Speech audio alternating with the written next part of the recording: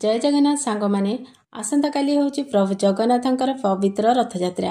रथयात्रा उपलक्षे आपण मैंने तो निश्चय कालिया किसी ना कि भोग तैयारी करेंगे।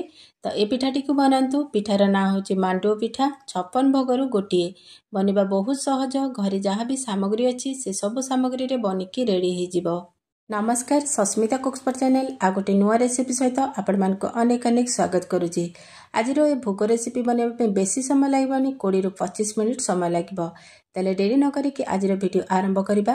तो ये देखो मांडुआ पिठा बनवाई ये सब सामग्री आमको दरकार। तो ये देखो मुझे 200 ग्राम अटा नहीं। आपण मैंने ये अटा कम बेसी करेंगे। ता सहित ये मुझे गुड़ ये 100 ग्राम गुड़ नहीं। तो जी अटा नहीं तार अधा ये मुझे गुड़ नहीं। ता सहित ये मुझे 3 बड़ चामच गुआ घी। तो ये देखो ता सहित मुझे 2 बड़ चामच पान मधुरी। ता सहित नहीं 1 बड़ चामच गोलमरिच गुंड और 1 चामच नहीं गुजराती गुंड। ये आमर सब जिनस रेडी अच्छी। एबे जीवा नेक्स्ट प्रोसेस को। एपटे देखो फ्लेम ऑन करके गोटे कड़ाई को गरम कर रखी। कड़ाई को प्रथम भलसे गरम होगा दबा। कड़ाई भलसे गरम हो गला फ्लेम को लो टू मीडियम रे रखिबा। तापर आमे जो गुड़ को रखी कड़ाई रे दे देबा। सांग माने आज वीडियोटी जदि आपण मानकु भल लागुथाय लाइक करिवे, शेयर करिवे। चैनल रे नुआ थिले प्लीज सब्सक्राइब करनेबे। फेसबुक पेज रे देखुतले फॉलो तो निश्चय करनेबे। तो ये देखो गुड़ आमर मेल्ट हो गलानी। एबे आमे दे देबा पानी। तो ये मु 2 गिना पानी देछि। जतिकी गुड़ नहीं तार 2 भाग ये मु पानी देछि। पानी को दे सारा पर गुड़ को पानी सहित भल भाव में मिसई नबा। ये आपण मैंने केतिकी अटारे पिठा बनइबे से हिसाब रे गुड़ कम बेसी करें। ता सहित गुड़ अटा को देखिकी मध्य पानी देबे। अत्यधिक पानी बिल्कुल भी देबेनी। अत्यधिक पानी देदेले पिठा भल बनबनी।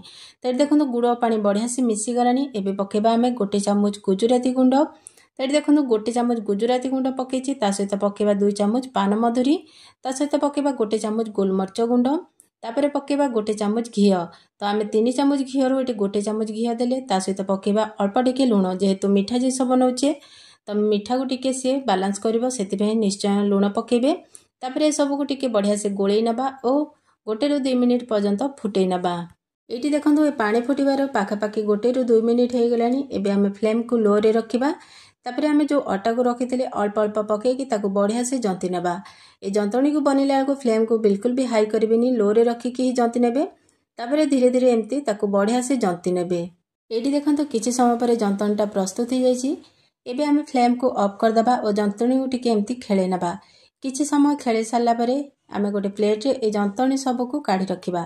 तो देखो गोटे प्लेट रे मु सब जाक जंतणी को काढी दीची। जंतणी को काढी सारला परे पाखापाखि 5 ରୁ 7 मिनिट पर्यंत जंतणी को टिके ठंडा होगा दबा। तो देखो 5 ରୁ 7 मिनिट हो जाइए। टिके ठंडा हो जाइए। बेसी ठंडा करेंगे। बेसी ठंडा करदेले पिठा आमर भल बनबनी।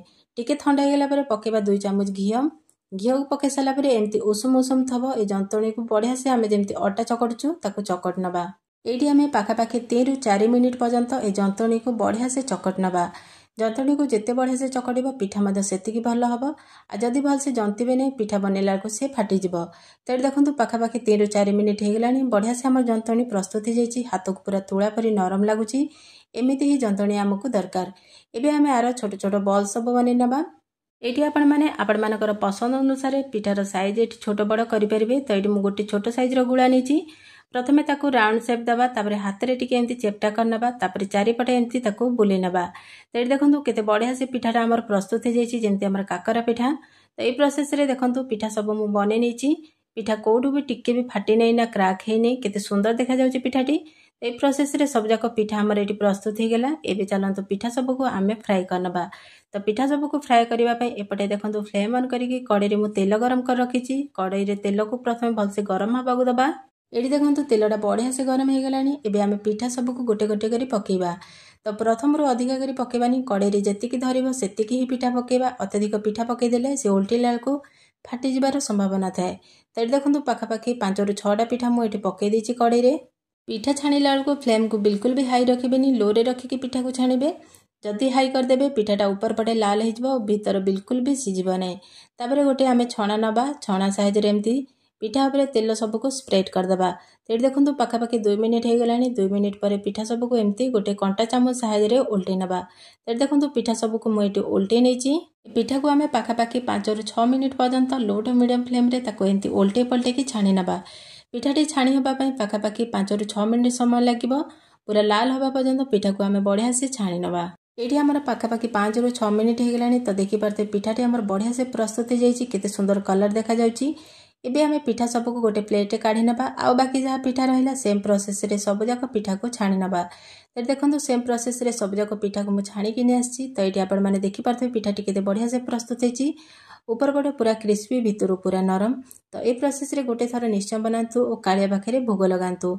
आशा करुच्ची भिडियोटी निश्चय भल लगी। आ गोटे नुआ भिडियो सहित आपण मानक सहित देखा से पर्यंत रोची। नमस्कार, जय जगन्नाथ।